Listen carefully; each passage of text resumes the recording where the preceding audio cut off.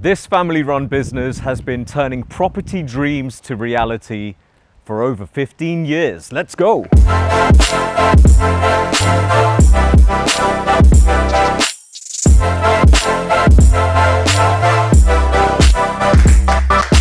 What is the overall GDV of the site?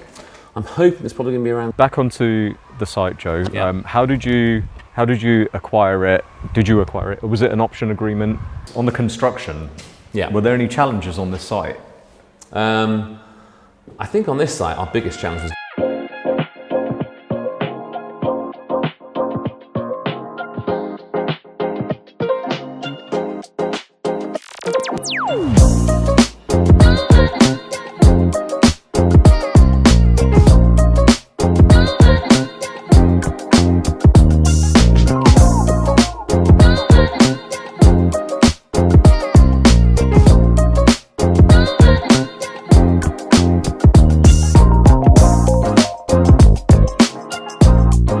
What's up guys, welcome to this week's video. Today we are in lovely Guildford, Surrey. Man, it's so lovely here. And we're visiting Joe Jelley, a property developer and founder of Aspen Homes. So Aspen Homes is very much a family-run business and they focus on distinctive high-quality homes in the Surrey area. So let's go and check out their latest development.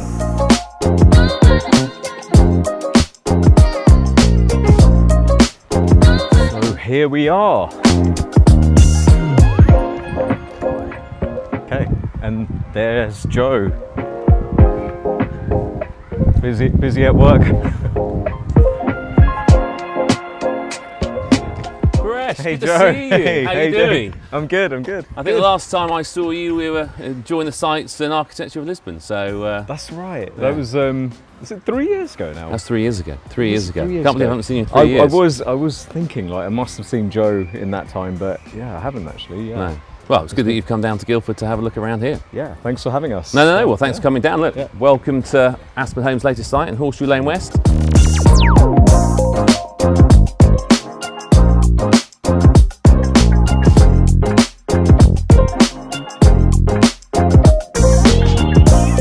We're currently developing 3 luxury houses. That's great. And it's just fantastic being here, sort of right in the midst of, the Surrey, sort of, That's great. Yeah. Village of Can't Guildford. wait to have a look. yeah. That's cool. Just a little bit of site business, if we can just get you to get some health and safety on, Paresh. Sure, absolutely. I'm sure it will suit you. It's not your Yeah. usual attire, but there you go. I'm used to it. I'm used to it, yeah.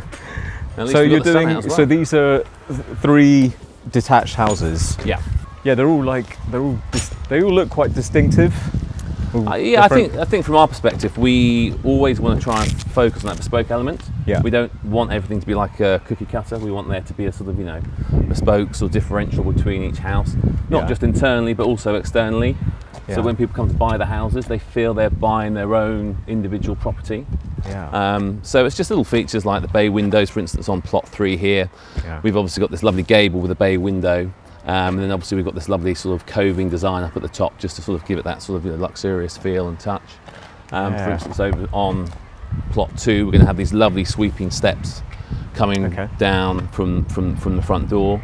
Yeah. And then obviously with plot 1, we thought actually we'll add a little bit of tile hanging either side of the central gable. So it just gives everything that little bit of individual feel. Yeah. Okay. Yeah. um, Well, I can't wait to have a look. Obviously, I want to ask you a bit more about the site Yeah. and also how the project's been going so far. But before we jump into that, Yeah. can you take us right back? Yeah. How did you get into property development in the first place? Yeah. And what was, if you can remember, what was your first project? I think I just grew up loving property. I just love the idea of just seeing the design of houses and seeing them come out of the ground. Yeah. So I left university in 2001 and I already sort of knew that I wanted to go into property development. So I started off as an estate agent. So that was Really? that was my grounding, my basis. I didn't know that. So I just thought, you're always going to be engaging with the public. Hmm. And I think if you've got that customer facing sort of job, it just helps you in Yeah. everything that you do. Communication is such an important part of business. So even though I had a degree in business studies and marketing, I just thought that would be a good place to start. I worked in a estate agency for about a year and a half, and then I started working for a regional development company in 2003. And then I was there working my way up through the land department. So my forte is always on the land side, so land and planning. That's where I started my career in development. Worked my way up through that company, and then unfortunately in 2008 we had the financial crisis, so that was a lot of pressure on the business, and unfortunately the business fell into administration. So in 2008 I was in a situation, well, what do I do? Do I go and work for somebody else? There weren't huge amounts of job offers out there at the time. I'd always wanted to do my own thing, so I set up a property consultancy business called Aspen Homes, and that was October 2008. I did a little bit of consultancy for a few local people, and then fortunately my wife was actually working for a local business called Beachcomber, and the FD there was looking for his own design and build plot. He wanted to build his own house, and my wife introduced him to us to each other. And we basically went off and tried to find him a plot, and within 3 months we'd found him a plot in Whitley. We got planning permission within 6 months. Wow. And it came to the stage of starting to build the house, and I said to Peter, I said, look, have you got anyone to build the house? And he goes, no, I haven't. And I said, I can do that for you. I'd already done a project with Paul on a refurb, who's our construction manager. And I said, Paul, we're going to start building new houses. From the ground up? From the ground up. And he came on board, and it was our first project, design and build, 4,000 square foot house in Whitley. You learn a lot, big learning curve, lots of lessons to be learnt throughout the whole process. But that was our first site, and that was the first site that got us into speculative development. It gave us that funding to go off and buy our own site. And then 2010 we bought our own site in Farnham, which was 2 detached houses, £450,000 each. And within 12 months we'd luckily sold them both off plan, and we then rolled into our next site, which was a site for 2 houses in Camberley. And then we just grew the business from there. That's brilliant. Yeah.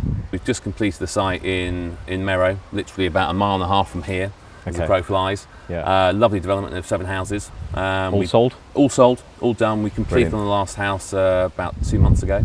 It was a great scheme. There was an existing house that dated back to the mid-1800s. And there was about 1 acre of land within its garden. And we basically put a proposition actually to the landowners, because they'd lived in the house for 60 years, that we'd keep the existing house, renovate it, and then build 6 new builds in the grounds. And I think a lot of other people were proposing to remove the existing house, and I think they liked that legacy feeling of that house being brought back to life. So that was a great development.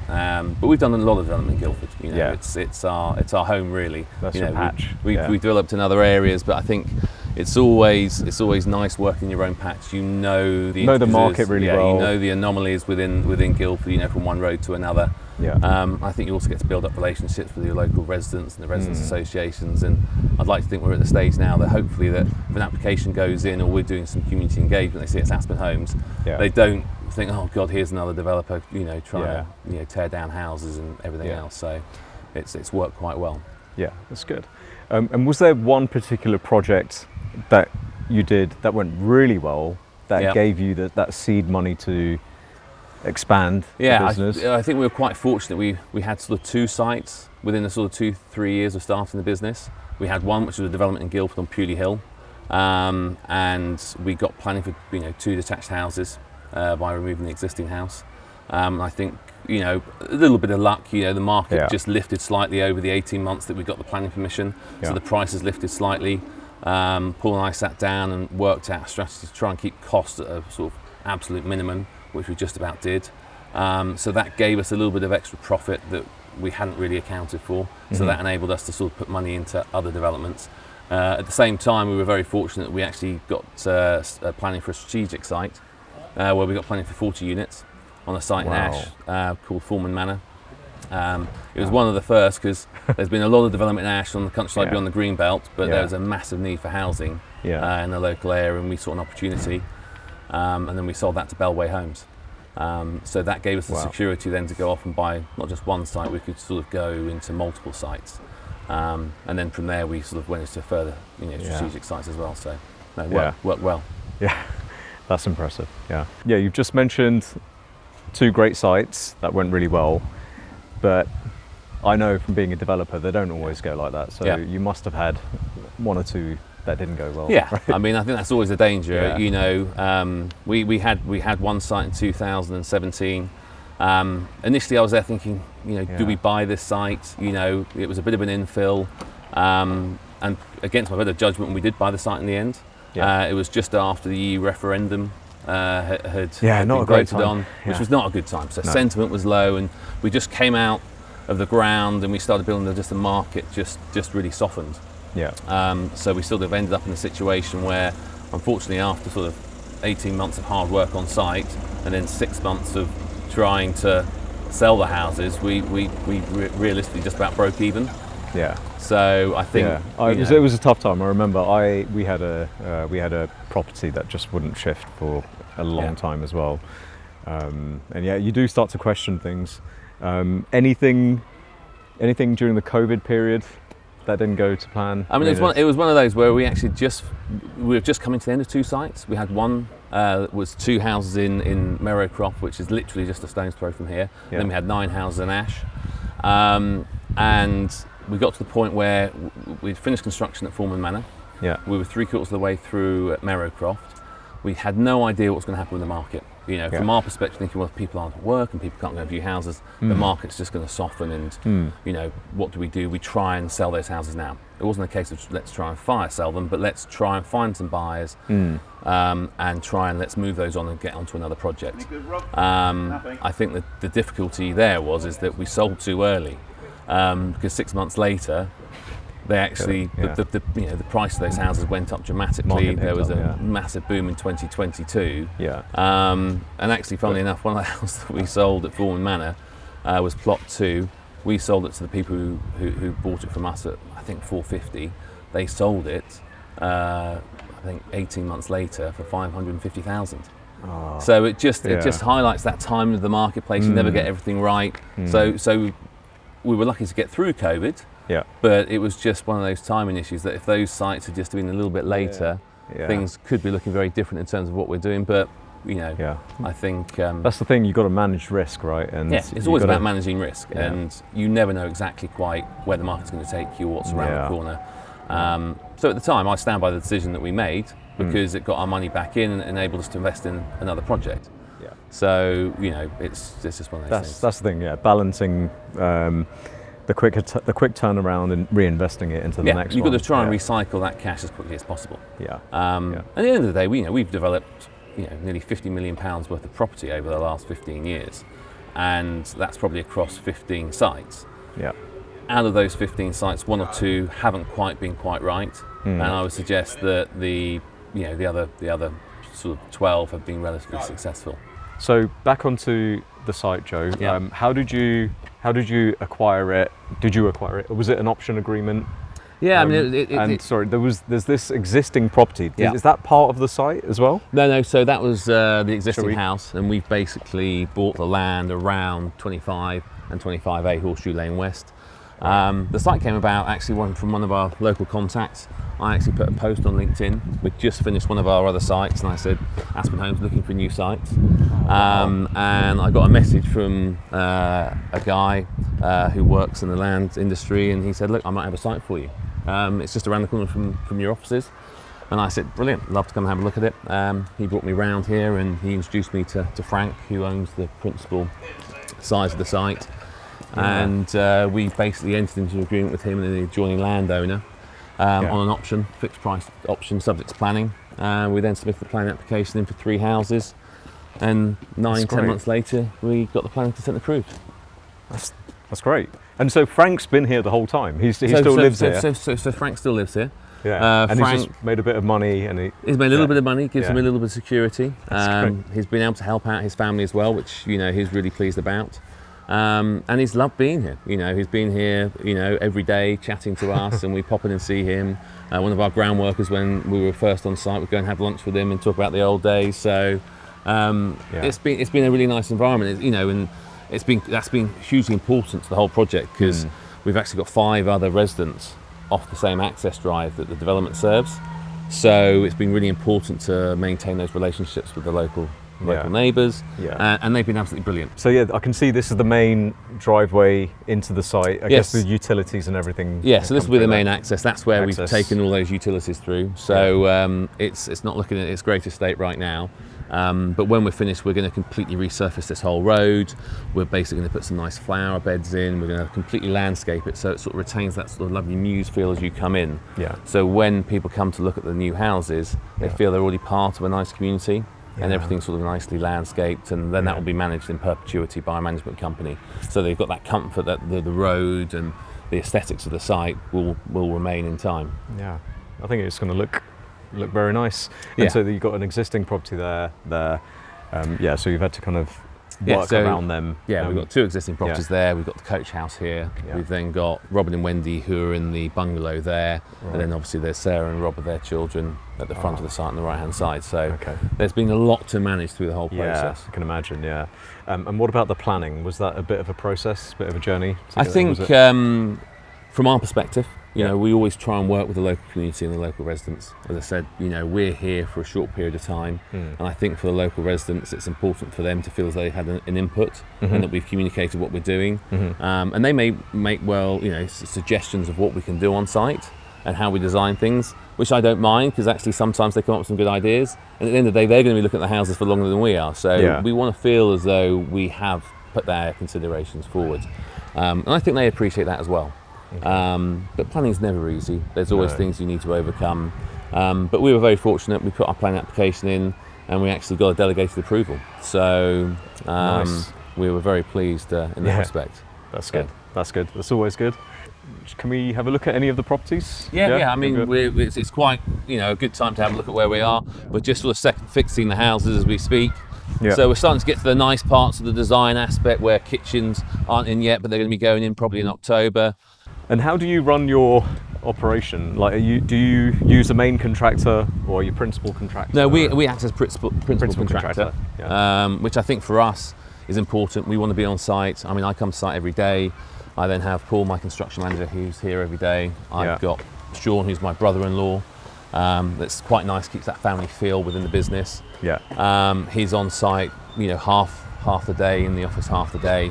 And we manage the projects ourselves. And it's very much a family-run business, right? Yeah, I think from our perspective, my father's done a little bit of work with us. He does health and safety. My daughter, believe it or not, she's 27. She's done quite a lot of media for us in the past. So it's important to have that sort of family feel and that family time. And for me, I think I quite like that because you've got other people who are just as invested as we are. My wife is also a good sensory check. When we're designing the kitchens and the bathrooms, she's absolutely fantastic just to make sure we're on the right tracks. Because sometimes it can be very difficult to make sure that you're aligning your market and your designs in the right way. So it's quite nice that you've got that support around you. So it works well. That's good. Yeah. And was that always the intention, or did it just sort of happen with the whole family? I think just organically, it's grown like that. It started off as my wife and I being the directors of the business. And then as we've grown, I suppose I've wanted to bring in people that I know and I trust. It's exceptionally important to get everything right. And I think brand's important for any business, but especially in the property development business. We can sometimes be seen as a little roguish, which I understand. So it's really important for us to make sure that our brand reputation is there, and having those people within the business massively helps. Right, okay, so this is one of the plots. How big is it? Tell us about it. This is plot 1. This is a 5-bedroom detached house. 5 en suites as well. Wow. And the size of the house is 2,880 square foot. So just under 3,000 square foot. Excellent. And our ideal selling price is probably going to be about 1.895 million. Wow. So we'll wait to see where the market is when we come to launch the houses in the new year, but that's probably where we're seeing it. Okay. The nice thing here is we're right in the middle of Guildford. You've got excellent schools, and we are right in the hub of that. So from our perspective, I think we'll be seeing families coming to this area wanting to get themselves into the local schools. We've got some of the greatest public and private schools in Surrey. So I'm hoping that we find some nice families to move in. Yeah. Okay. Yeah. Take it inside. Yeah. Let's have a look.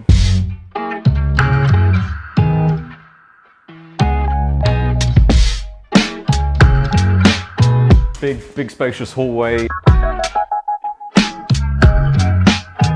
leading into a nice big open plan space as well. Yeah, I mean, I think this is going to be a fantastic space. I think what's important for us when we design the house is to try and imagine how people are going to live. Yeah. These are going to be family homes, so I think having these big open plan areas at the back of the house is fantastic because you've got your kitchen, you've got your dining area, you've got your family area where you can still have your TV, so everyone can sort of congregate here during the weekend or in the evenings, and you've still got that outdoor space there sort of immediately on your doorstep. I think, you know, it's just how we are living these days, and I think it's lovely to have this open, airy, light space. Yeah, that's very nice. So your patch is pretty much Surrey.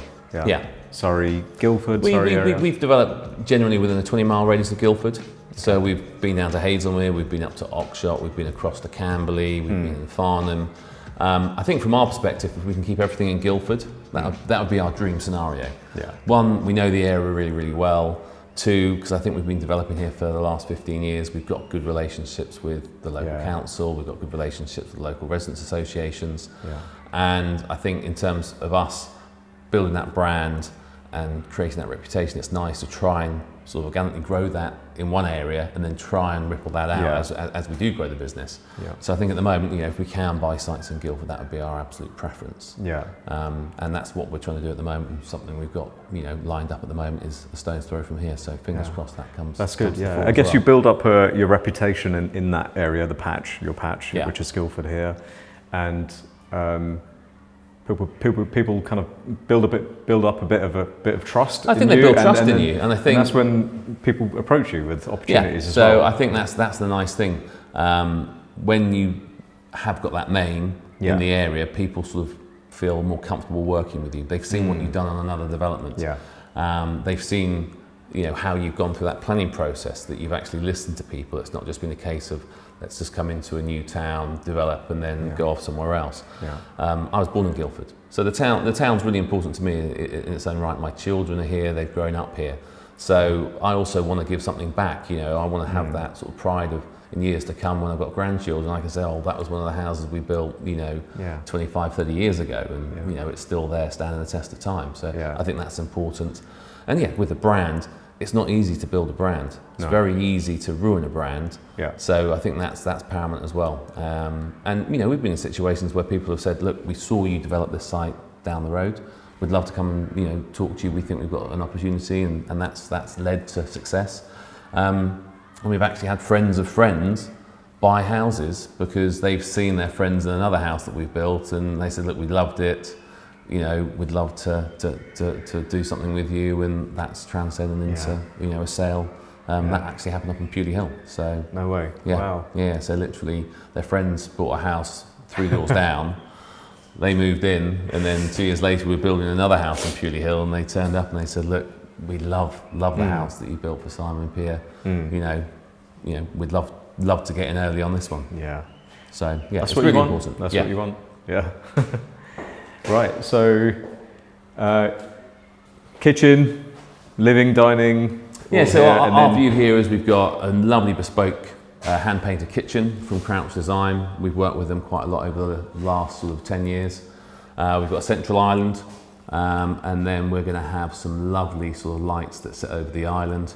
And then our vision is to have a nice dining table in this area here. And then I think this area lends itself really nicely to a nice corner sofa, TV unit, media unit, and then, you know, the bifold doors in the summer slid open, outside barbecue. It just gives you that lovely modern day feeling and that lovely modern day space. Yeah, definitely. Okay. So utility cupboard? Utility room? Utility room, yeah. Well, it's bigger than a cupboard. A little bit cramped at the moment, but no. And the nice thing is when we do our kitchens and utilities, everything's the same style, the same unit. We want to maintain that luxury throughout the whole of the house. We won't say, well, just because it's a utility room, we can use a different style unit or a different style worktop. We want that continuity going throughout the whole property. Okay. And it were like on the construction.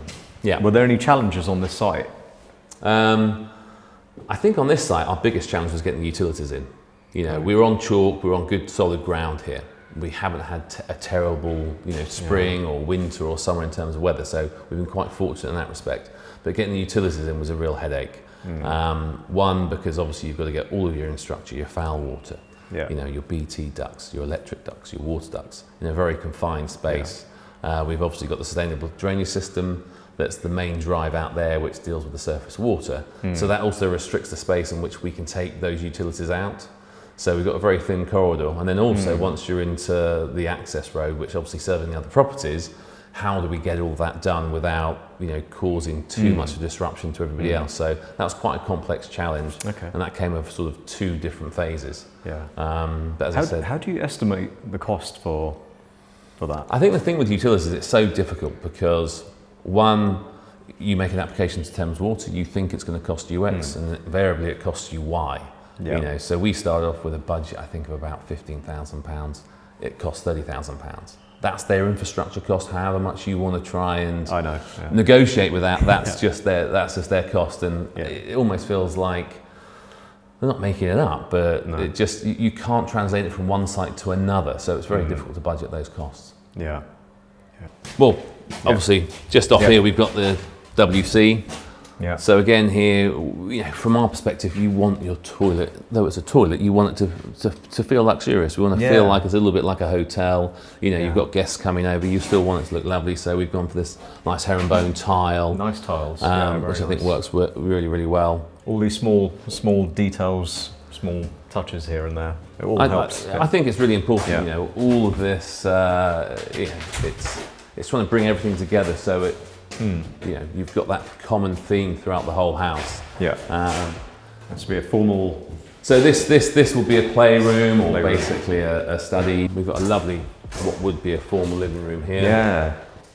So again, nice space, and we've actually got a working fireplace if someone wanted it. So we've actually put a flue system in, so you can actually have a nice, open fire or a log burner in here. First floor and a second floor as well. I think with any of our houses, we basically try and maximise space.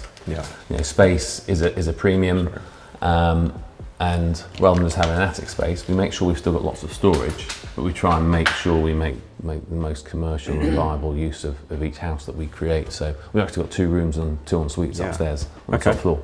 Should we have a look? Yeah.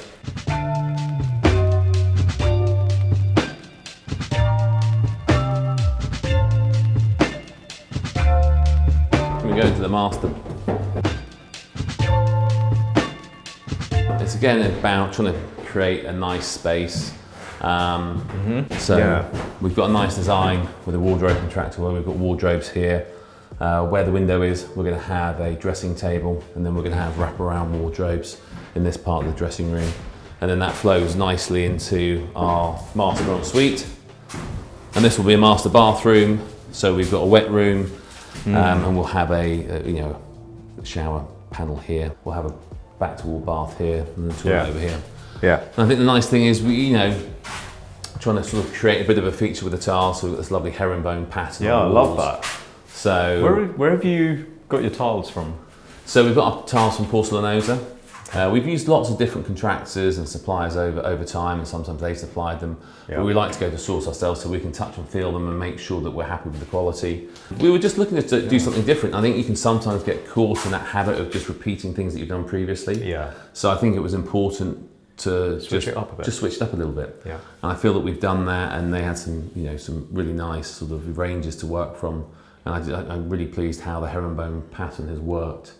Feature wall with the sort of marble tiles, and then we've got some other tiles that we've used for the other en suites as well. So I think it's come together. But it's maintained that theme as well. It's worked out really well. Might have to steal that idea. Well, I think when you're building a house, you a lot of times when people go away, they go to a hotel and they think, oh, how lovely was that room? How lovely was that sort of and it sticks with you, doesn't it? And it sticks with you, and you want to make sure that people think that about their home. So for us, we want to sort of fulfill that sort of aspiration. We want them to feel as though they're in their own hotel and it's theirs. We can take you through to the next ensuite bedroom. So this is bedroom 2, and obviously We put built-in wardrobes into our second and third and fourth bedrooms. I just love the feel of these tiles. You know, I think they look good. And I was going to say I want to. It makes me want to touch and feel. Yeah. I just think the feel and the look it works really well together, and obviously with the lights, I think it just shows them off really, really nicely as well. So we've been really pleased with how the tiles have come out so far, and I think once the en-suites and the bathrooms are completely done, we have everything in here and everything's painted and masticed. You know, they will look like really luxurious spaces. Yeah, it has that kind of almost like spa feel to it, doesn't it? The other thing that I think is important for us is when we're designing the houses, it's also about the landing space. We don't want that to be too compromised. We still want it to be light and airy, so we always try and get a nice window onto the landing. And then if we do have a second story, we always want to make sure there's a Velux window bringing the light down, because otherwise it can get a little bit dark and not as appealing. Yeah. So I think this space is quite important. Make sure that we do actually get this balance right as well. And I love the fact that you're going to have a gap here, right, as well. Yeah. So we've got some bespoke balustrade coming around. Yeah. So we've got some bespoke oak staircases that will be coming in October. And it's quite nice because it wraps around here, so the handrail and also lets the light come through. And it lets the light come through from the top right down to the bottom. So again, it creates that nice space and that feel. Yeah. Nice. Cool. We then have our third bedroom here, and again, it's a double bedroom. It's got built-in wardrobes, and again, we like to try and maximise space. So we've got another ensuite. I think we live in that era now where I think everyone quite likes to have their own space. Yeah. So if we can, having an ensuite to every bedroom, I think this works quite nicely. And especially if you've got guests, I think that's quite nice. And also, especially with kids, they're not fighting over a family bathroom. No. There's always arguments. So at least they've got their own space and they can do what they want with it. This is the space that I quite like because I think it's just important to make use of that half-story attic space.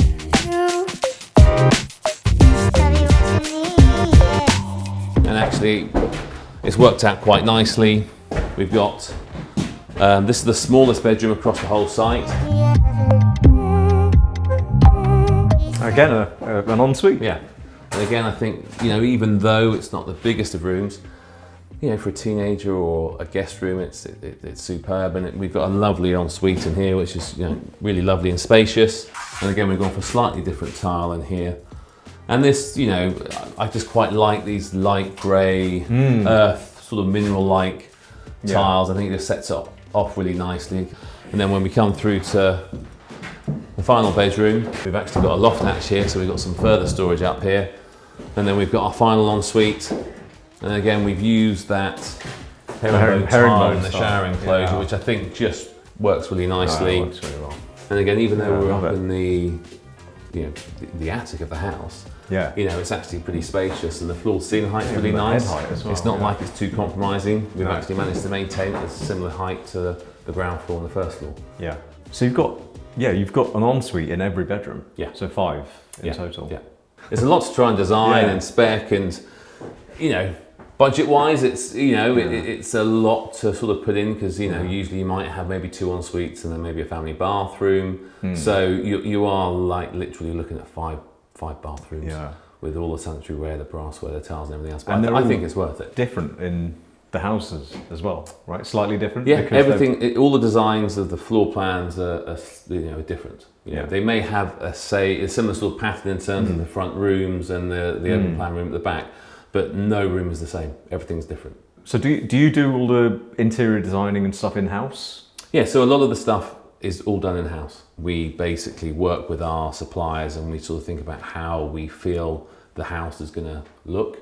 We look at what our potential buyer profile is going to be, and then we try and sort of work to that sort of theme. And we've been fortunate. We work with a lot of the suppliers for the last 15, 20 years.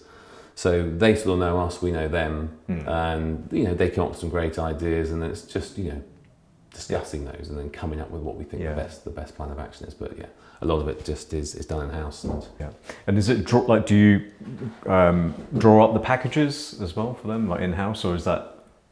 Yeah, so basically we'll do that with our architect. Yeah. So we'll basically make sure that he obviously does the working drawings, but then he can then put packages together for us. Right, So he can do a design for, we'll discuss how we want the tiling to look and everything else, and he can put a package together so it's there for the tilers and everyone else to see. And there's obviously other suppliers we've got, Crouch Design, they'll do renders of our kitchens as well. Oh, that's great. So they're in the process of doing them. Yeah. So, that just helps. Yeah, it's great when you can use the suppliers as part of that design process as well. Yeah. A lot of them are starting to do that.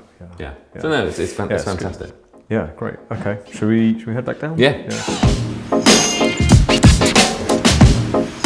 So Joe, are these on the market at the moment, or no? We haven't launched them yet. We've spoken with our agents. Yeah. The market's a little soft at the moment. I think we're also getting close to Christmas, even though we're in September. And I think we probably need to present the site in its best light, especially with the access. So I think we'll probably wait until everything's completed. Yeah, if you want to maximise the values, then I think that's the best way of doing it. Yeah. And on that note, though, what is the overall GDV of the site? I'm hoping it's probably going to be around 6 million. Okay. So I think this property will just be under the 2 million.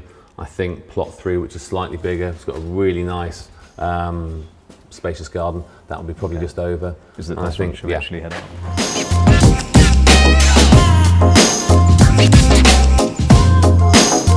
So do they all have different sized gardens as well? No, I mean, they're all slightly, again, individually designed. Yeah. I think though the inside of the house is hugely important, it's also really important we make the outdoor space equally as lovely and as attractive. You want people to enjoy that garden. People love being outside.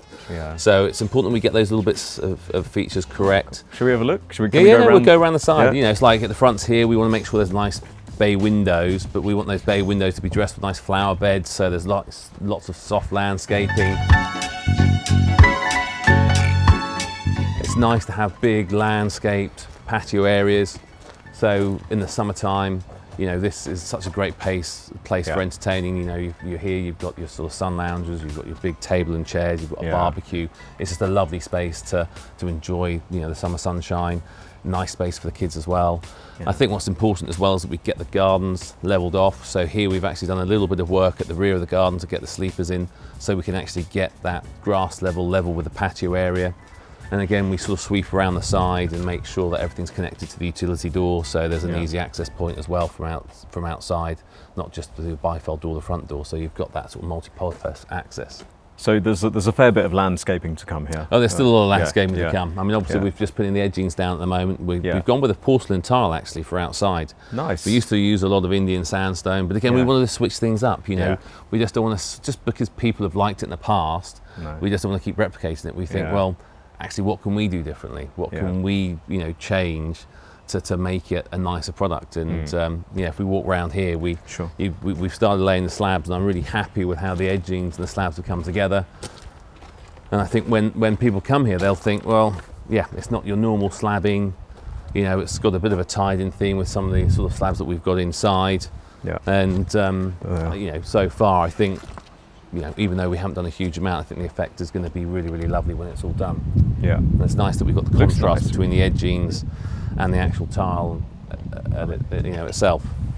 Yeah, it looks very nice. It looks really, it just looks very precise and smart, doesn't it? Yeah. It's very nice. It feels very European as well. Yeah. It's actually called Sorrento. Oh, nice, yeah. It's a Sorrento grey, so it does feel sort of a little bit like Italian sort of feature. So I think it's important, definitely. Just because you put a lot of effort and design into the inside, you still need to make sure the outside is equally as impressive. Yeah, and then this, I presume it continues to the front. Right. So this will continue to the utility door, and then obviously the patio there, as we just came around, that will wrap around all the way to the front driveway as well. So at least there's a connection the whole way through. Yeah. Because of the levels here, we've had to change it slightly, and that'll be sort of landscape with grass and so on. Yeah. Well, thanks for showing us around, Joe. Not at all, Press. It's been fantastic seeing you again. Yeah, very impressive site, and I hope you manage to sell them for what you want. So do you have anything else in the pipeline? Yeah. Any actual projects that you... Yeah, we've got a site at the moment we're looking at in Guildford for 4 houses. Okay. We're just in final negotiations on at the moment. then hopefully we'll be in a position where we can get. So in planning or? Not in planning just yet. Yeah. Hopefully in planning soon. So fingers crossed. We'll wait and see. But we're hoping to have that sort of as a start for next year. You know, it's a lovely site. It's about half a mile from here. Can't say any more than that really. Yeah. But if that comes forward, you know, we'll be really happy. Yeah. Another site in Guildford. Another site for you to come and have a look at and chat to us about. Yay! Thank you. Well, best of luck with that site and best of luck with this site. And thanks once again for showing us around. It's been a pleasure. Let's wrap it up there. No, it's been fantastic. Yeah. Take care. Cool. All the best. Thank you.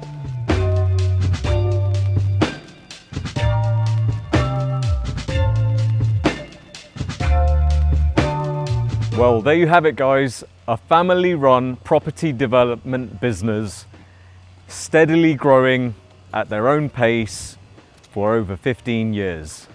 Guys, I hope you enjoyed this week's video. If you did, then please like the video, subscribe to the channel, and I'll see you at the next one.